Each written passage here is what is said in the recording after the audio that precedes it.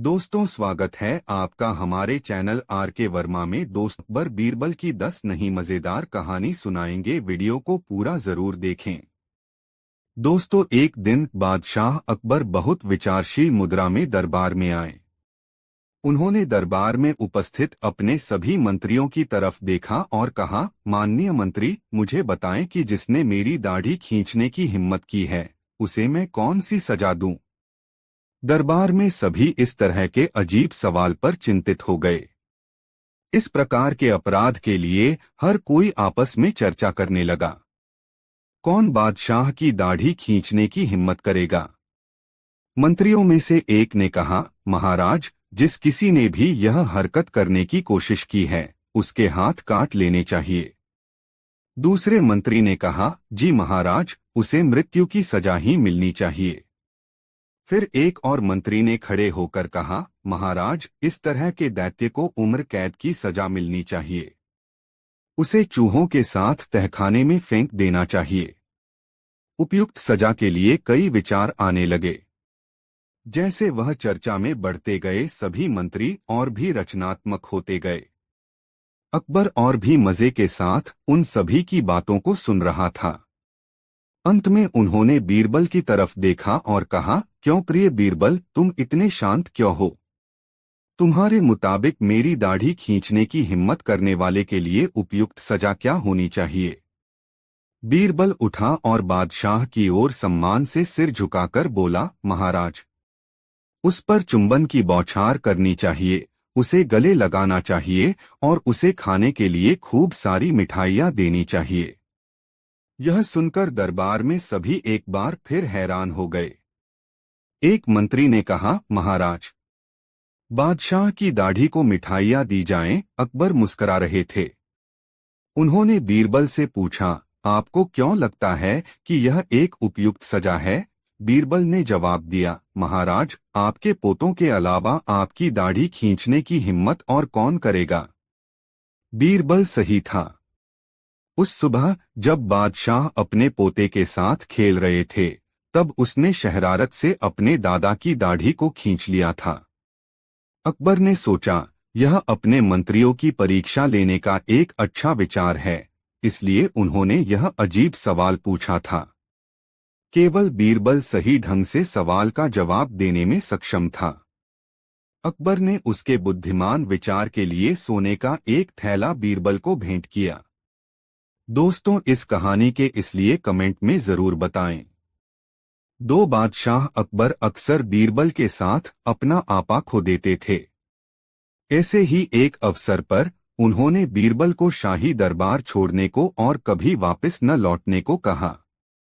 इससे बीरबल को बहुत दुख हुआ और एक रात उसने किसी को बताए बगैर शहर छोड़ दिया।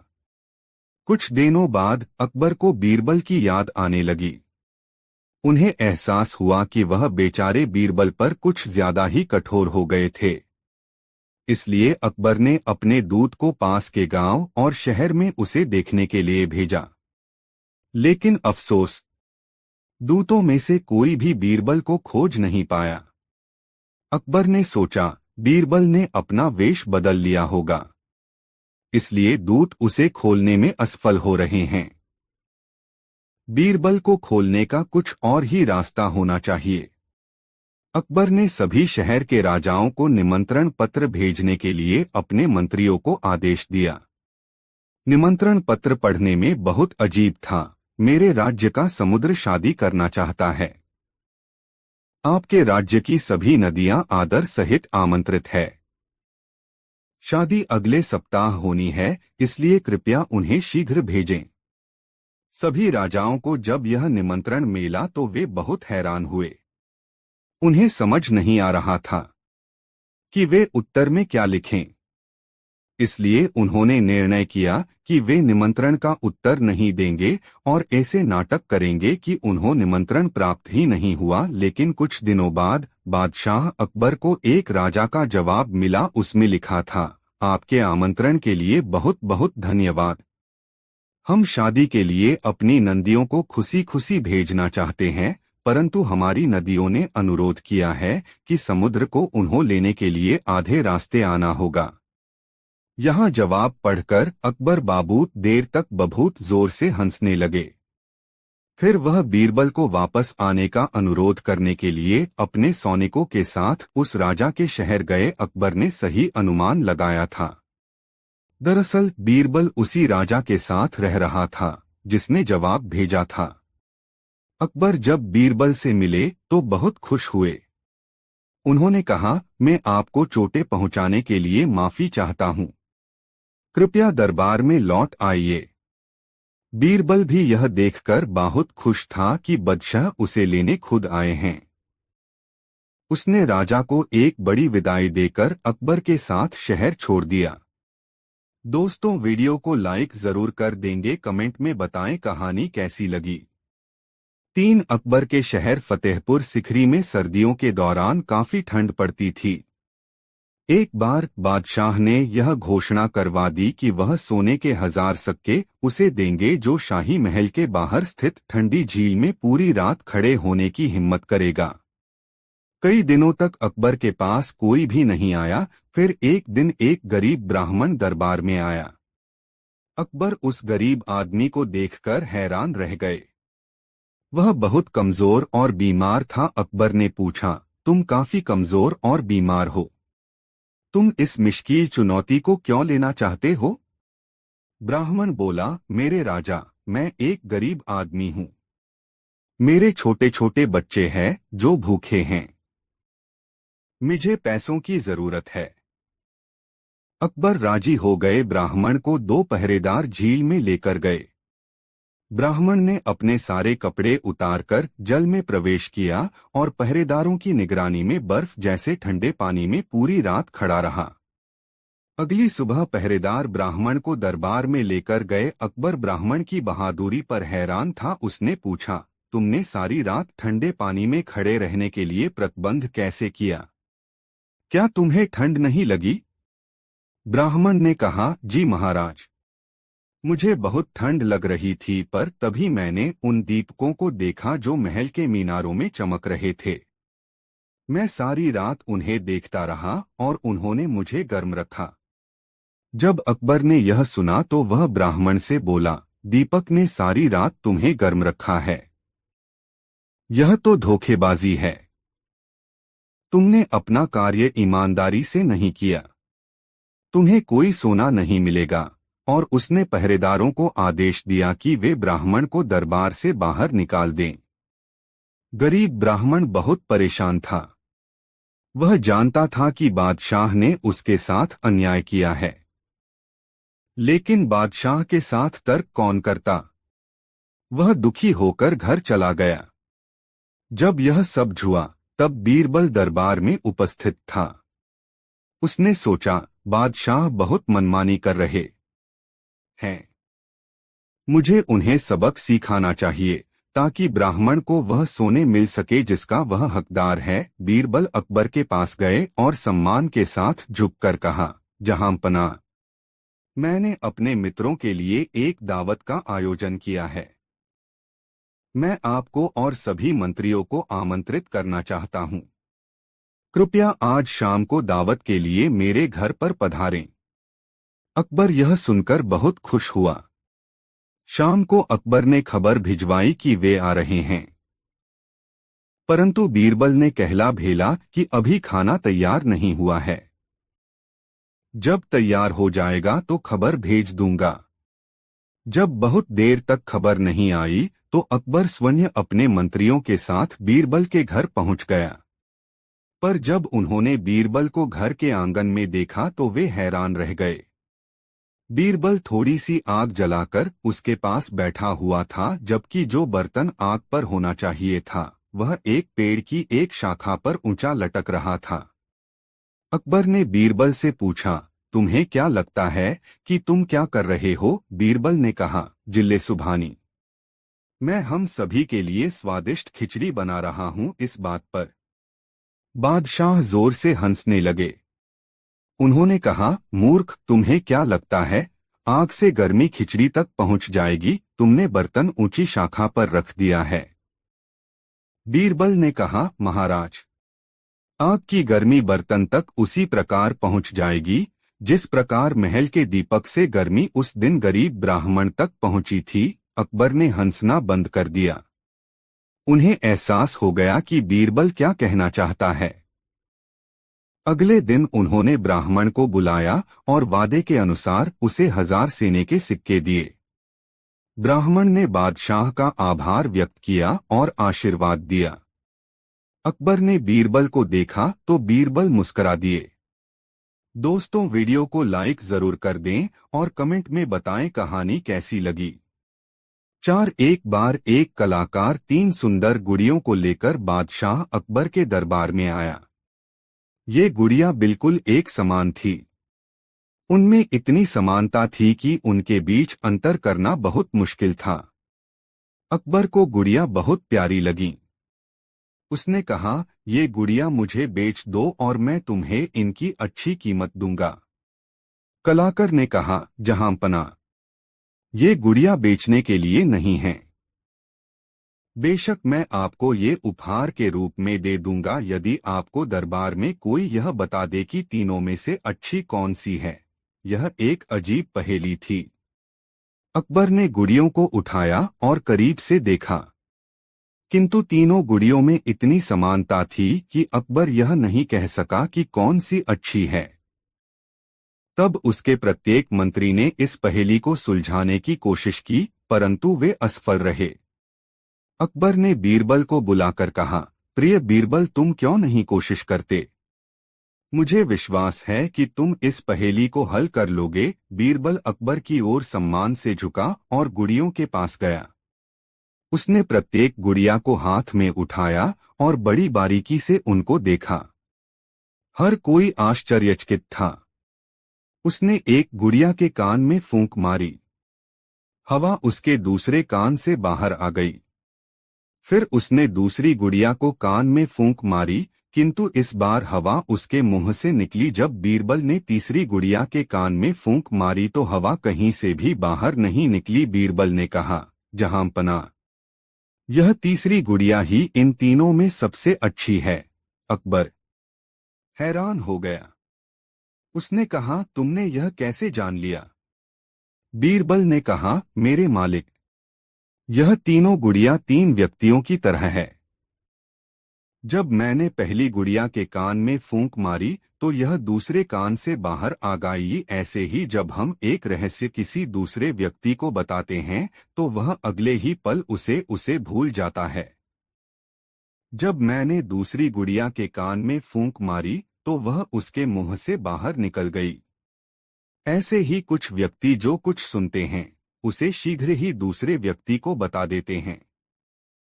ऐसे व्यक्ति कभी रहस्य को छुपाकर नहीं रख सकते, किंतु जब तीसरी गुड़िया के कान में फूंक मारी तो हवा कहीं से भी बाहर नहीं आई।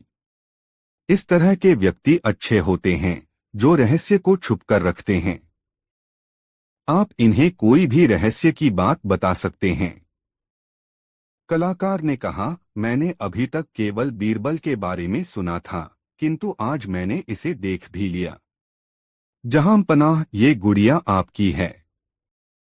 अकबर ने कहा, उसे बीरबल पर बहुत गर्व है। दोस्तों, यह प्यारी कहानी आपको कैसी लगी कमेंट में जरूर बताएं। 5 एक दिन जबकि कड़ाके की सर्दी पड़ रही थी, बादशाह बीरबल के साथ अपने बाग में टहलते हुए धूप खा रहे थे। उनके मन में अचानक एक तरंग उठी और उसके निराकरण के लिए बीरबल को मध्यस्थ बनाकर पूछे है, कौन बोलने को चाहे और कौन चाहे है चुप? कौन चाहे है बरसना, कौन चाहे है धूप? इतना कहने के साथ ही बादशाह बीरबल को धमकाकर बोले, यदि आज के चारों सवालों का समुचित उत्तर न दे सकोगे तो जान से मारे जाओगे। बीरबल को बादशाह का कथन सुनकर बड़ी करुणा आई, क्योंकि बादशाह सचमुच उसकी जान मारने को उतारू हो गए थे। दूसरे करुणा इसलिए आई कि इतने छोटे से प्रश्न के लिए बादशाह इतना उग्र रूप क्यों धारण करते हैं। इसका उत्तर तो एक बुद्धिमान लड़का भी समझकर दे सकता है। खैर, इस समय तो अपनी जान बचानी चाहिए। ऐसा विचार कर वह बोला, मालो बरसन को चहे धोबी के मन धूप, साई चाहे बोलना चोर चाहे जूचू।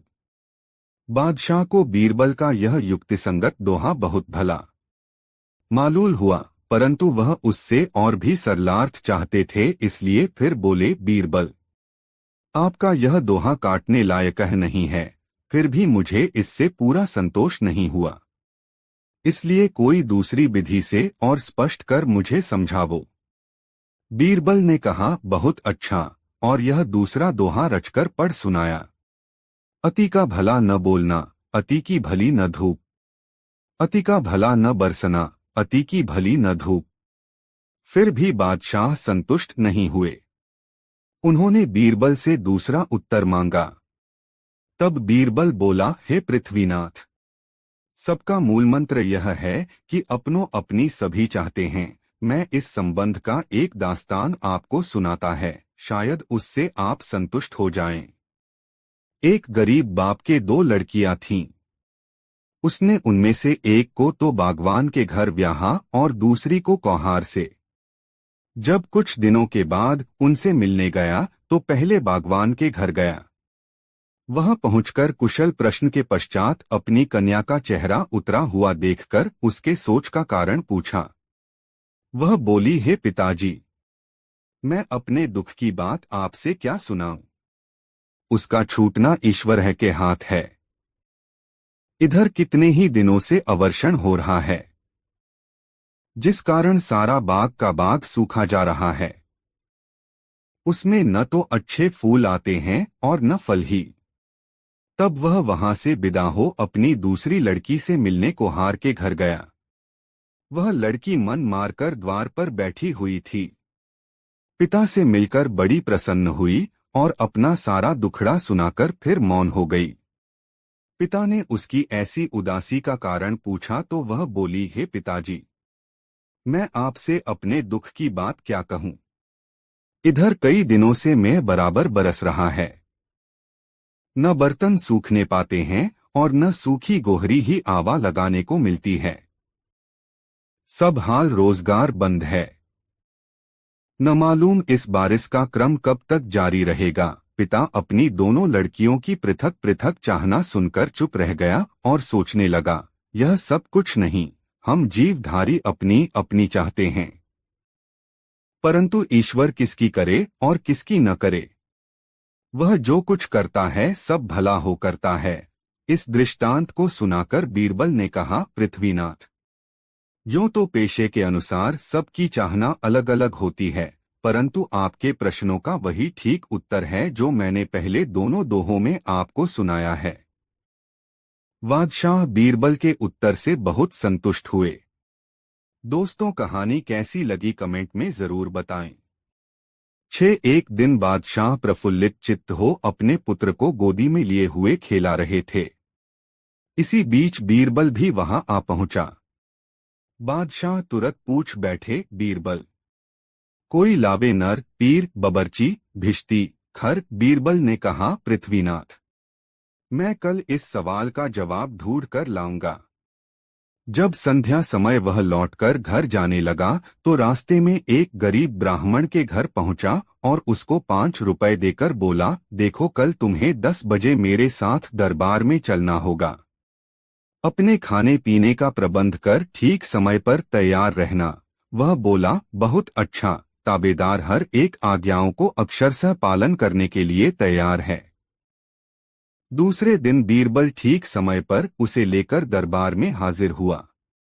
बादशाह ब्राह्मण को देखकर बीरबल का भावार्थ समझ गए और उससे पूछे, साबित करो कि इस मनुष्य में कल वाले चारों चुन विद्यमान हैं। बीरबल दोनों हाथ जोड़कर बोला, पृथ्वीनाथ, यह पुजाते समय पीर होता है और ब्राह्मण के हाथ का बनाया भोजन सभी लोग खाते हैं। इस संबंध से बाबर्च है, पौसरा चलाने का काम ब्राह्मण से लिया जाता है, इसलिए पानी पिलाते समय यह भिश्ती बन जाता है। परदेश में जाने पर इसी के सर बोझ भी लादा जाता है, इसलिए ऐसा काम करने से खर भी कहा जा सकता है। केवल एक ब्राह्मण को नौकर रखने से ये चारों काम आसानी से निकल आते हैं। पूजन के समय इसकी पैर पूजा कर पीर बना लीजिए। समय पर रोटी बनवाकर बबरची बनाइए। प्यास लगे तो इससे भिश्ती का काम कराइए, यानी वह पानी भी पिला देगा। और चाहे जब बोझा भी दुलबाकर घर का काम भी सुगमता से करा लीजिए। यानी यह उन समस्त चारों कामों को भली भांति कर सकता है। बादशाह बीरबल का उत्तर सुनकर मन में प्रसन्न हो मुस्कुरा दिए। बीरबल उस गरीब ब्राह्मण को 25 रुपए पुरस्कार देकर विदा किया। दोस्तों, वीडियो को लाइक जरूर कर दें। साथ बादशाह अकबर अपने अच्छे स्वभाव और कला के प्रेमी के रूप में कला के लिए उनका सम्मान करते थे।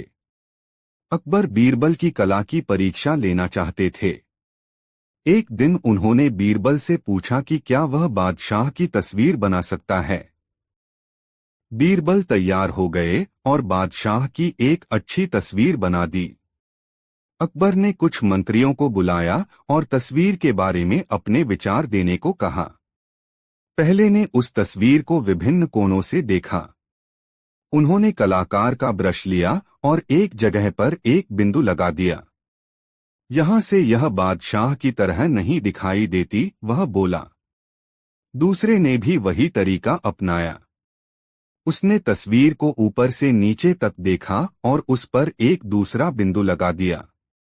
ओह, यह तस्वीर यहां से बादशाह जैसी नहीं दिखती है, वह अधिकारपूर्वक बोला। कुछ और मंत्री भी बीरबल की टांग खींचने का इंतजार कर रहे थे। यह उनके लिए सुनहरा अवसर था। उन सब ने उस पर इधर-उधर बिंदु लगा दिए।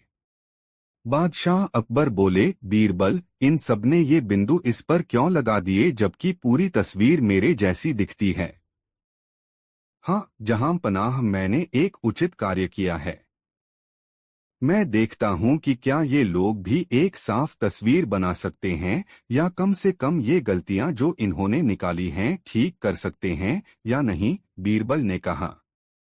जब मंत्रियों ने ये सुना तो सब माफी मांगने लगे। नहीं नहीं, तस्वीर तो अच्छी बनी है, लेकिन मेरा अर्थ था कि इसे और बेहतर बनाया जा सकता है। मैंने काफी लंबे समय से ब्रश को हाथ नहीं लगाया है, दूसरा बोला। हर कोई न कोई बहाना बनाकर वहां से निकल गया। शिक्षा आलोचना करना आसान है, जबकि कुछ सृजन करना मुश्किल। जब आपसे अधिकारी कोई सलाह मांगता है तो यह अवसर किसी की टांग खींचने का नहीं बल्कि उसका भरपूर इस्तेमाल करने का है। 8 एक दिन अकबर बादशाह ने बीरबल से कहा, हमने न तो अप्सरा देखी है और न चुड़ैल, सिर्फ नाम सुने हैं। बीरबल, क्या तुम इन्हें दिखा सकते हो? जी हाँ, मैं आपको अप्सरा और चुड़ैल दोनों दिखा दूंगा। कब? बहुत जल्दी। न दिखा सके तो सजा मिलेगी। बीरबल बुद्धिमान तो थे ही। उन्होंने विचार किया और एक गरीब कुलीन मेहनती किसान की स्त्री और एक खूबसूरत स्त्री को अपने साथ लिया और दरबार में हाजिर हो गए। बीरबल, यह क्या तमाशा है? हुजूर, ये अप्सरा और चुड़ैल हैं। 9 अकबर बीरबल कहानी। अकबर बीरबल कहानी। एक बार रबार खत्म होने को था, तभी एक पंडित आया और बोला, वह एक, कृपया इस पंडित के प्रश्न का उत्तर जल्दी से दो, मैं दरबार समाप्त करना चाहता हूँ। पंडित बोला, मैं तुम्हें चयन करने का मौका देता हूँ। तुम या तो एक मुश्किल प्रश्न का उत्तर दो या 100 आसान सवालों का। बीरबल ने देखा कि अकबर 100 प्रश्नों के उत्तर देने का इंतजार नहीं कर सकता, तो उसने एक मुश्किल प्रश्न चुना। पंडित, पहले कौन आया, मुर्गी या अंडा? बीरबल, मुर्गी। पंडित, तुम ऐसा कैसे कह सकते हो? बीरबल, पंडित जी, यह तुम्हारा दूसरा प्रश्न है। मैंने केवल एक प्रश्न का उत्तर देने के लिए हाँ की थी। शिक्षा, अगर आप किसी को पकड़ना चाहते हैं, उसके बाहर जाने के सारे रास्ते बंद कर देने चाहिए, लेकिन स्वयं उसमें नहीं फंसना चाहिए। दोस्तों, कहानी कैसी लगी कमेंट में जरूर बताएं और वीडियो की लाइक कर दे। साथ बादशाह अकबर की यह आदत थी कि वह अपने दरबारियों से तरह तरह के प्रश्न किया करते थे। एक दिन बादशाह ने दरबारियों से प्रश्न किया, अगर सबकी दाढ़ी में आग लग जाए, जिसमें मैं भी शामिल हूं, तो पहले आप किसकी दाढ़ी की आग बुझाएंगे? हुजूर की दाढ़ी की सभी सभासद एक साथ बोल पड़े, मगर बीरबल ने कहा, हुजूर, सबसे पहले मैं अपनी दाढ़ी की आग बुझाऊंगा, फिर किसी और की दाढ़ी की ओर देखूंगा। बीरबल के उत्तर से बादशाह बहुत खुश हुए और बोले, मुझे खुश करने के उद्देश्य से आप सब लोग झूठ बोल रहे थे। सच बात तो यह है कि हर आदमी पहले अपने बारे में सोचता है। 8 एक बार अकबर बीरबल हमेशा की तरह टहलने जा रहे थे। रास्ते में एक तुलसी का पौधा दिखा तो मंत्री बीरबल ने झुककर प्रणाम किया। अकबर ने पूछा, कौन है ये? बीरबल, ये मेरी माता हैं। अकबर ने तुलसी के झाड़ को उखाड़कर फेंक दिया और बोला, कितनी माता हैं तुम लोगों की? बीरबल को उसका जवाब देने की एक तरकीब सूझी। आगे एक बिच्छू पत्ती खुजली वाला झाड़ मिला। बीरबल ने उसे दंडवत प्रणाम कर कहा, जय हो बाप मेरे। अकबर को गुस्सा आया और दोनों हाथों से झाड़ को उखाड़ने लगा। इतने में अकबर को भयंकर खुजली होने लगी तो अकबर बोला, बीरबल, ये क्या हो गया? बीरबल ने कहा, आपने मेरी माँ को मारा इसलिए ये गुस्सा हो गए। अकबर जहां भी हाथ लगाता खुजली होने लगती तथा बोला कि बीरबल, जल्दी ही कोई उपाय बताओ। बीरबल बोला, उपाय तो है, लेकिन वो भी हमारी माँ है तथा उससे ही विनती करनी पड़ेगी। अकबर बोला, जल्दी करो। आगे गाय खड़ी थी। बीरबल ने कहा, गाय से विनती करो कि हे माता, दवाई दो। गाय ने गोबर कर दिया और अकबर के शरीर पर उसका लेप करने से फौरन खुजली से राहत मिल गई। अकबर बोला, बीरबल, अब क्या हम राजमहल में ऐसे ही जाएंगे? बीरबल ने कहा, नहीं बादशाह, हमारी एक और माँ है। सामने ही गंगा बह रही थी। आप बोलिए, हर हर गंगे, जय गंगा मैया की, और कूद जाइए। नहाकर अपने आप को तरोताजा महसूस करते हुए अकबर ने बीरबल से कहा कि ये तुलसी माता, गौ माता, गंगा माता तो जगत माता हैं। इनको मानने वालों को ही हिंदू कहते हैं। 9 बीरबल बहुत चतुर, बुद्धिमान और हाजिर जवाब था। उसकी कीर्ति दूर देशों तक फैली हुई थी। ईरान के बादशाह ने जब उसके चातुर्य की तारीफ सुनी तो उसने राजा के पास संदेश भिजवाया कि आपके वजीर को कुछ दिन के लिए मेरे दरबार में भेजने की कृपा करें। राजा ने बहुत कीमती वस्त्र आभूषणों की भेंट के साथ बीरबल को ईरान के लिए रवाना किया।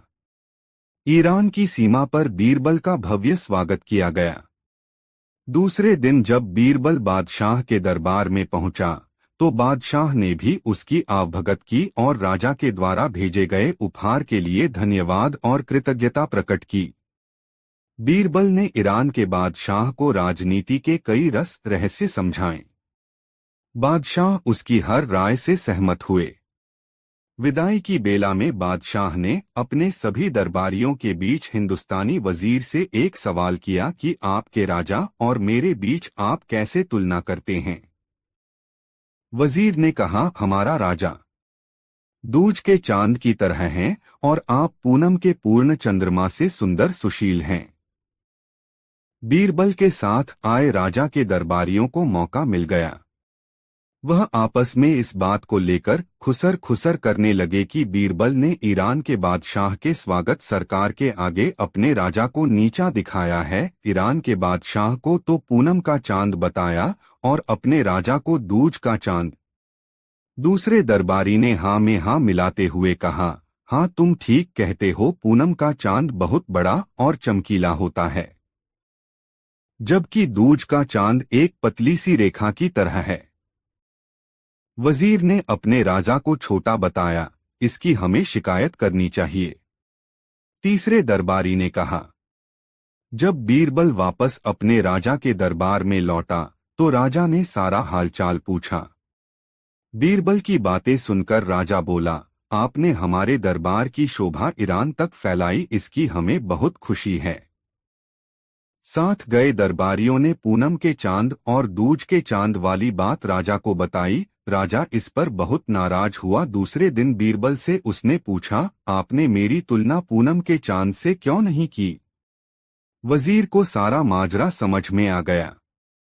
वह बोला, हुजूर, आप दूज के चांद की तरह हमेशा अपने पराक्रम, कीर्ति और साम्राज्य कोई दिन दूना रात चौगुना बढ़ा रहे हैं। इसलिए मैंने आपकी प्रशंसा की में दूज के चांद की उपाधि दी। ईरान के बादशाह को पूनम का चांद इसलिए कहा क्योंकि पूनम चंद हर रोज घटा जाता है, सिमटता जाता है। अमावस की रात तो वह बिल्कुल ही नहीं निकलता। आपको दूज का चांद बताकर मैंने अपने राजा की महानता का बखान किया है। दूज का चांद सबको प्रिय होता है, सभी उसके दर्शन करते हैं। पूनम का चांद तो एक दिन चमकता है और दूज का चांद पूरे पखवाड़े तक चमकता है। आप खुद फैसला करें कि दूज का चांद ज्येष्ठ है या पूनम का। राजा ने कहा, हाँ, दूज का चांद। और अपने बीरबल की बात सुनकर राजा खुश हुआ। उसने चुगलखोरों की जमकर खबर ली। राजा ने उससे और इनाम देकर सम्मानित किया। दोस्तों, वीडियो अच्छा लग रहा हो तो कमेंट करके जरूर बताएं और हमारे चैनल द यूनिक वर्ल्ड को अभी सब्सक्राइब कर ले। दो तानसेन और बीरबल में किसी बात को लेकर विवाद हो गया। दोनों ही अपनी अपनी बात पर अटल थे। हल निकलता न देख दोनों बादशाह की शरण में गए। बादशाह अकबर को अपने दोनों रत्न प्रिय थे। वे किसी को भी नाराज नहीं करना चाहते थे। अतः उन्होंने स्वयं फैसला न देकर किसी और से फैसला कराने की सलाह दी। हुजूर, जब आपने किसी और से फैसला कराने को कहा है तो यह भी बता दें कि हम किस गणमान्य व्यक्ति से अपना फैसला करवाएं। बीरबल ने पूछा, तुम लोग महाराणा प्रताप से मिलो, मुझे यकीन है कि वे इस मामले में तुम्हारी मदद जरूर करेंगे। बादशाह अकबर ने जवाब दिया। अकबर की सलाह पर तानसेन और बीरबल महाराणा प्रताप से मिले और अपना अपना पक्ष रखा। दोनों की बातें सुनकर महाराणा प्रताप कुछ सोचने लगे। तभी तानसेन ने मधुर रागिनी सुनानी शुरू कर दी। महाराणा मदहोश होने लगे। जब बीरबल ने देखा कि तानसेन अपनी रागिनी से महाराणा को अपने पक्ष में कर रहा है तो उससे रहा न गया। तुरंत बोला, महाराणा जी, अब मैं आपको एक सच्ची बात बताने जा रहा हूँ। जब हम दोनों आपके पास आ रहे थे तो मैंने पुष्कर जी में जाकर प्रार्थना की थी कि मेरा पक्ष सही होगा तो 100 गाय दान करूंगा, और मियां तानसेन जी ने प्रार्थना कर यह मन्नत मांगी कि यदि वह सही होंगे तो 100 गायों की कुर्बानी देंगे। महाराणा जी, अब 100 गायों की जिंदगी आपके हाथों में है। बीरबल की यह बात सुनकर महाराणा चौंक गए। भला एक हिंदू शासक होकर गो हत्या के बारे में सोच कैसे सकते थे। उन्होंने तुरंत बीरबल के पक्ष को सही बताया। जब बादशाह अकबर को यह बात पता चली तो वह बहुत हंसे। अकबर और बीरबल के बीच कभी कभी ऐसी बातें भी हुआ करती थीं जिनकी परख करने में जान का खतरा रहता था। एक बार अकबर ने बीरबल से पूछा, बीरबल, संसार में सबसे बड़ा हथियार कौन सा है। बादशाह, सलामत। संसार में सबसे बड़ा हथियार है आत्मविश्वास, बीरबल ने जवाब दिया। अकबर ने बीरबल की इस बात को सुनकर अपने दिल में रख लिया और किसी समय इसकी परख करने का निश्चय किया। दैवयोग से एक दिन एक हाथी पागल हो गया। ऐसे में हाथी को जंजीरों में जकड़ कर रखा जाता था। अकबर ने बीरबल के आत्मविश्वास की परख करने के लिए उधर तो बीरबल को बुलवा भेजा और इधर हाथी के महावत को हुक्म दिया कि जैसे ही बीरबल को आता देखे वैसे ही हाथी की जंजीर खोल दे। बीरबल को इस बात का पता नहीं था। जब वे बादशाह अकबर से मिलने उनके दरबार की ओर जा रहे थे तो पागल हाथी को छोड़ा जा चुका था। बीरबल अपनी ही मस्ती में चले जा रहे थे कि उनकी नजर पागल हाथी पर पड़ी जो चिंधाड़ता हुआ उनकी तरफ आ रहा था। बीरबल हाजिर जवाब, बेहद बुद्धिमान, चतुर और आत्मविश्वासी थे। वे समझ गए कि बादशाह अकबर ने आत्मविश्वास और बुद्धि की परीक्षा के लिए ही पागल हाथी को छुड़वाया है। दौड़ता हुआ हाथी सूंड को उठाए तेजी से बीरबल की ओर चला आ रहा था। बीरबल ऐसे स्थान पर खड़े थे कि वह इधर उधर भागकर भी नहीं बच सकते थे। ठीक उसी वक्त बीरबल को एक कुत्ता दिखाई दिया। हाथी बहुत निकट आ गया था, इतना करीब कि वह बीरबल को अपनी सूंड में लपेट लेता। तभी बीरबल ने झटपट कुत्ते की पिछली दोनों टांगें पकड़ी और पूरी ताकत से घुमाकर हाथी पर फेंका। बुरा तरह घबराकर चीखता हुआ कुत्ता जब हाथी से जाकर टकराया तो उसकी भयानक चीखें सुनकर हाथी भी घबरा गया और पलटकर भागा। अकबर को बीरबल की इस बात की खबर मिल गई और उन्हें यह मानना पड़ा कि बीरबल ने जो कुछ कहा है वह सच है। आत्मविश्वास ही सबसे बड़ा हथियार है। दोस्तों, वीडियो बहुत इंटरेस्टिंग है। इस वीडियो को लाइक अभी कर दें और कमेंट में वीडियो कैसा लग रहा है जरूर लिखें। एक बार बादशाह अकबर के दिमाग में यह बात आई कि कोई ऐसी बात बीरबल के सामने रखी जाए जिसकी समस्या का निदान उसके पास न हो। वह देखना चाहते थे कि ऐसे अवसर पर उनकी बुद्धि क्या कार्य करती है।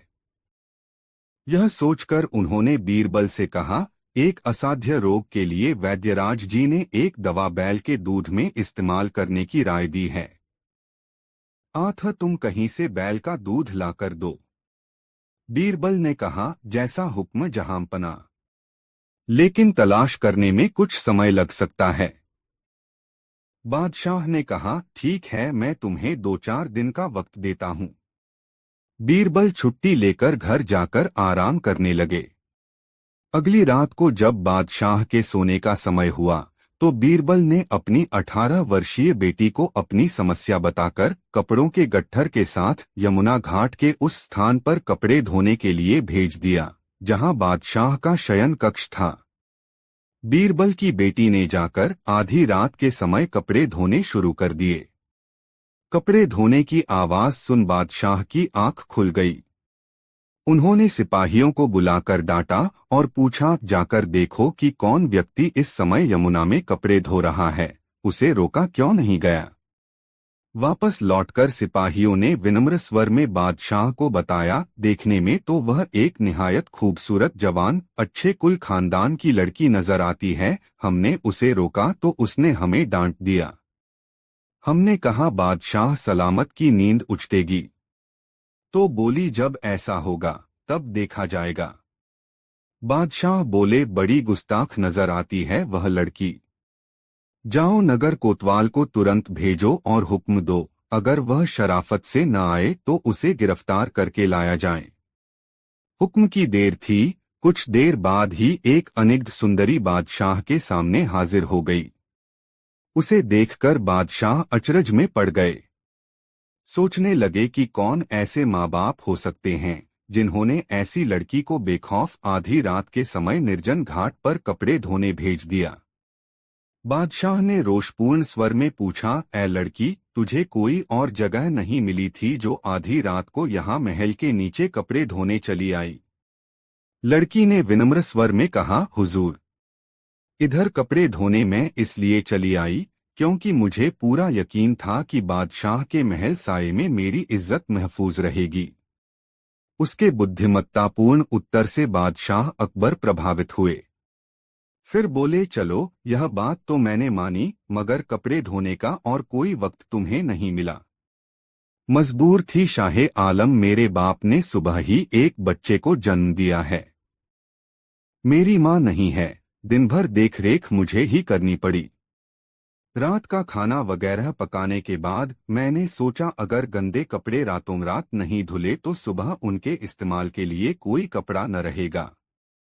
क्या बकती है लड़की, कहीं मर्दों के भी बच्चे पैदा होते हैं, क्यों नहीं हो सकते आलमपनाह। लड़की ने बेझिझक कहा, बैल दूध दे सकता है तो मर्द के भी बच्चे हो सकते हैं। लड़की का उत्तर सुनते ही बादशाह अकबर सन्नाटे में आ गए। क्रोध एकदम मुस्कान में बदल गया। वह बोले, मैं समझ गया दीवान, बीरबल की बेटी के अलावा और कोई नहीं हो सकती। आपने ठीक पहचाना हुजूर आली, मैं आपके दीवान बीरबल की ही बेटी हूँ। इतनी निडरता के साथ इतनी बुद्धिमत्तापूर्ण उत्तर बीरबल की ही बेटी दे सकती है। जाओ बीरबल से कहो मैंने उन्हें दिया हुआ आदेश वापस ले लिया है। और फिर बीरबल की बेटी को इनाम देकर ससम्मान डोली में बिठाकर उसके घर भिजवा दिया। शिक्षा, इस दुनिया में बुद्धिमान लोगों की कभी कमी नहीं रही है। फिर वह तो बीरबल जैसे विद्वान और हाजिर जवाब व्यक्ति की बेटी थी। जैसा बाप वैसी बेटी। बादशाह को ठीक ही उत्तर दिया गया था। भला कोई बैल भी दूध दे सकता है? दूध दे सकता है तो फिर पुरुष के भी बच्चा पैदा हो सकता है। 4 बादशाह ने एक दिन पूछा, सबसे कृतज्ञ कौन और सबसे कृतघ्न कौन है? बीरबल ने कहा, इसका उत्तर मैं दरबार में दूंगा। कई दिनों के बाद बीरबल दरबार में 2 प्राणियों को लाया। उनमें एक कुत्ता था और दूसरा जमाई। बादशाह ने पूछा, ये कौन हैं? और यह कुत्ता क्यों लाए हो? बीरबल ने उत्तर दिया, जहांपनाह, एक कृतज्ञ है और दूसरा कृतघ्न है। मतलब समझाओ। ये कुत्ता वफादार है, स्वामिभक्त और कृतज्ञ है। इसे गलती पर मारा पीटा जा सकता है, तब भी कुछ देर बाद दुम हिलाएगा, आपके हाथ चाटेगा। यह बड़ा कृतज्ञ होता है। दूसरा यह जमाई है। इसे बेटी दे दो, सब कुछ दे दो, परंतु इसे सब्र या संतोष नहीं होता, तब भी अकड़ा रहेगा। यह कृतघ्न होता है। बादशाह को क्रोध आ गया। उसने आदेश दिया, जमाई को फांसी दे दी जाए। बीरबल बोले, जहांपनाह, यह गलत है। इसे फांसी देना उचित न होगा। क्यों? क्योंकि मैंने अपने ही जमाई के लिए नहीं कहा। यह बात हर जवाई पर लागू होती है। किस किस को फांसी देंगे? आप सभी किसी न किसी के जमाई हैं। मैं भी हूं और आप भी। बादशाह चौंक पड़े। वह सोच भी नहीं पाए थे कि जमाई तो वह भी हैं। जमाई तो बीरबल भी है। बादशाह अकबर और सभी दरबारी जोर जोर से हंसने लगे। बादशाह ने बीरबल के जमाई को माफ कर दिया और हमेशा की तरह बीरबल की बुद्धिमानी से प्रभावित हो गए। 5 एक बार अकबर ने अपनी सोने की अंगूठी एक सूखे कुएं में डाल दी और अपने मंत्रियों को कहा कि बिना कुएं में उतरे अंगूठी निकाल कर लाएं।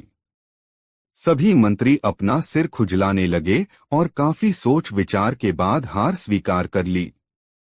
बीरबल ने हार नहीं स्वीकार की।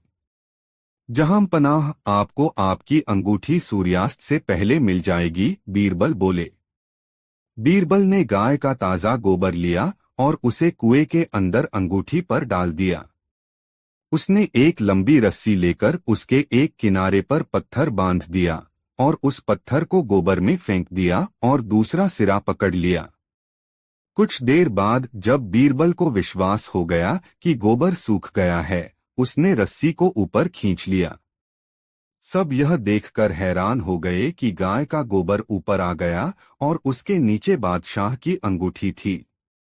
शिक्षा, यदि आप अपनी कल्पना का अभ्यास करते हैं, हर चुनौती का सामना करने के लिए रुचि और प्रेरणा जागृत करते हैं तथा अपनी सृजनात्मकता को उभरने का मौका देते हैं, तो किसी भी समस्या को सुलझा सकते हैं। 10 बादशाह अकबर जंग में जाने की तैयारी कर रहे थे। फौज पूरी तरह तैयार थी। बादशाह भी अपने घोड़े पर सवार होकर आ गए। साथ में बीरबल भी था। बादशाह ने फौज को जंग के मैदान में कूच करने का निर्देश दिया। बादशाह आगे आगे थे, पीछे पीछे उनकी विशाल फौज चली आ रही थी। रास्ते में बादशाह को जिज्ञासा हुई और उन्होंने बीरबल से पूछा, क्या तुम बता सकते हो कि जंग में जीत किसकी होगी? हुजूर, इस सवाल का जवाब तो मैं जंग के बाद ही दूंगा, बीरबल ने कहा। कुछ देर बाद फौज जंग के मैदान में पहुंच गई। वहां पहुंचकर बीरबल ने कहा, हुजूर, अब मैं आपके सवाल का जवाब देता हूं और जवाब यह है कि जीत आपकी ही होगी। यह तुम अभी कैसे कह सकते हो, जबकि दुश्मन की फौज भी बहुत विशाल है। बादशाह ने शंका जाहिर की, हुजूर, दुश्मन हाथी पर सवार हैं और हाथी तो सूंड से मिट्टी अपने ऊपर ही फेंकता है तथा अपनी ही मस्ती में रहता है, जबकि आप घोड़े पर सवार है और घोड़ों को तो गाजी मर्द कहा जाता है। घोड़ा आपको कभी धोखा नहीं देगा, बीरबल ने कहा। उस जंग में जीत बादशाह अकबर की ही हुई। 11 अकबर का साला हमेशा से ही बीरबल की जगह लेना चाहता था। अकबर जानते थे कि बीरबल की जगह ले सके ऐसा बुद्धिमान इस संसार में कोई नहीं है। फिर भी जोरू के भाई को वह सीधी ना नहीं बोल सकते थे। ऐसा करके वह अपनी लाडली बेगम की बेरुखी मोल नहीं लेना चाहते थे। इसीलिए उन्होंने अपने साले साहब को एक कोयले से भरी बोरी दे दी और कहा कि जाओ और इसे हमारे राज्य के सबसे मक्कार और लालची सेठ दमदीलाल को बेचकर दिखाओ। अगर तुम यह काम कर गए तो तुम्हें बीरबल की जगह वजीर बना दूंगा। अकबर की इस अजीब शर्त को सुनकर साला अचंभे में पड़ गया। वह कोयले की बोरी लेकर चला तो गया, पर उसे पता था कि वह सेठ किसी की बातों में नहीं आने वाला, ऊपर से वह उल्टा उसे ही चूना लगा देगा। हुआ भी यही, सेठ दमदीलाल ने कोयले की बोरी के बदले एक ढेला भी देने से इनकार कर दिया। साला अपना सा मुंह लेकर महल वापस लौट आया और अपनी हार स्वीकार कर ली। अब अकबर ने वही काम बीरबल को करने को कहा। बीरबल कुछ सोचे और फिर बोले कि सेठ दमदीलाल जैसे मक्कार और लालची सेठ को यह कोयले की बोरी क्या मैं सिर्फ कोयले का एक टुकड़ा ही 10,000 रुपए में बेच आऊंगा। यह बोलकर वह तुरंत वहां से रवाना हो गए। सबसे पहले उसने एक दर्जी के पास जाकर एक मखमली कुर्ता सिलवाया, हीरे मोती वाली मालाएं गले में डाली, महंगी जूती पहनी और कोयले को बारीक सुरमे जैसा पिसवा लिया। फिर उसने पिसे कोयले को एक सुरमे की छोटी चमकदार डिब्बी में भर लिया। इसके बाद बीरबल ने अपना भेष बदल लिया और एक मेहमान घर में रुककर इश्तिहार दे दिया कि बगदाद से बड़े शेख आए हैं जो करिश्माई सुरमा बेचते हैं, जिसे आंखों में लगाने से मरे हुए पूर्वज दिख जाते हैं और यदि उन्होंने कहीं कोई धन गाड़ा है तो उसका पता बताते हैं। यह बात शहर में आग की तरह फैली। सेठ दमदीलाल को भी ये बात पता चली। उसने सोचा जरूर उसके पूर्वजों ने कहीं न कहीं धन गाड़ा होगा। उसने तुरंत शेख बने बीरबल से संपर्क किया और सुरमे की डिब्बी खरीदने की पेशकश की। शेख ने डिब्बी के 20,000 रुपए मांगे और मोलभाव करते करते 10,000 में बात तय हुई। पर सेठ भी होशियार था। उसने कहा, मैं अभी तुरंत ये सुरमा लगाऊंगा और अगर मुझे मेरे पूर्वज नहीं दिखे तो मैं पैसे वापस ले लूंगा। बीरबल बोला, बिल्कुल आप ऐसा कर सकते हैं। चलिए शहर के चौराहे पर चलिए और वहां इसे जांच लीजिए। सुरमे का चमत्कार देखने के लिए भीड़ इकट्ठा हो गई। तब बीरबल ने ऊंची आवाज में कहा, ये सेठ अभी ये चमत्कारी सुरमा लगाएंगे और अगर ये उन्हीं की औलाद हैं जिन्हें ये अपना माँ बाप समझते हैं तो इन्हें इनके पूर्वज दिखाई देंगे और गड़े धन के बारे में बताएंगे। लेकिन अगर आपके माँ बाप में से किसी ने भी बेईमानी की होगी और आप उनकी असल औलाद नहीं होंगे तो आपको कुछ भी नहीं दिखेगा। और ऐसा कहते ही बीरबल ने सेठ की आंखों में सुरमा लगा दिया। फिर क्या था, सिर खुजाते हुए सेठ ने आंखें खोली। अब दिखना तो कुछ था नहीं, पर सेठ करे भी तो क्या करे। अपनी इज्जत बचाने के लिए सेठ ने 10,000 बीरबल के हाथ थमा दिए और मुंह फुलाते हुए आगे बढ़ गए। बीरबल फौरन अकबर के पास पहुंचे और रुपए थमाते हुए सारी कहानी सुना दी। अकबर का साला बिना कुछ कहे अपने घर लौट गया और अकबर बीरबल एक दूसरे को देखकर मंद मंद मुस्काने लगे। इस किस्से के बाद फिर कभी अकबर के साले ने बीरबल का स्थान नहीं मांगा। एक दिन बादशाह जनाने महल में अपने सबसे प्रिय बेगम से कुछ बातें कर रहा था। बात बात में कोई ऐसा विषय आ गया जिससे कि वह सिर से पैर तक बेगम से फिरंट हो गया और उसे आज्ञा दी कि तुम आज शाम तक महल खाली कर दो। बेगम विचारी ने यद्यपि बादशाह के गुस्से को शांत करने के लिए बहुतेरा प्रयास किया, परंतु सब निष्फल गया। बादशाह उसी क्रोधावेश में महल से बाहर चले गए। बेगम भय से थरथर कांपने लगी। जब अपने बचाव के लिए बहुत मुरमार कर भी कोई युक्ति न निकाल सकी तो उसका ध्यान बीरबल की तरफ गया। उसने दास को भेजकर चुपके से बीरबल को महल में बुलवाकर अपना सारा हाल कह सुनाया। बीरबल उसे एक गुप्त परामर्श देकर तुरंत महल से बाहर आया और फिर दरबार के कामों को इस ढंग से मौन होकर करने लगा मानो उसे इसकी कुछ खबर ही नहीं। जब थोड़ा दिन ढलने को बाकी रह गया तो बेगम ने कुछ सामानों के अलग अलग कई गट्ठर बांधकर बादशाह को बुलवाया। जब वे आए तो बेगम ने बहुतेरा अनुनय विनय किया, परंतु फिर भी बादशाह का मन पलटा नहीं खाया।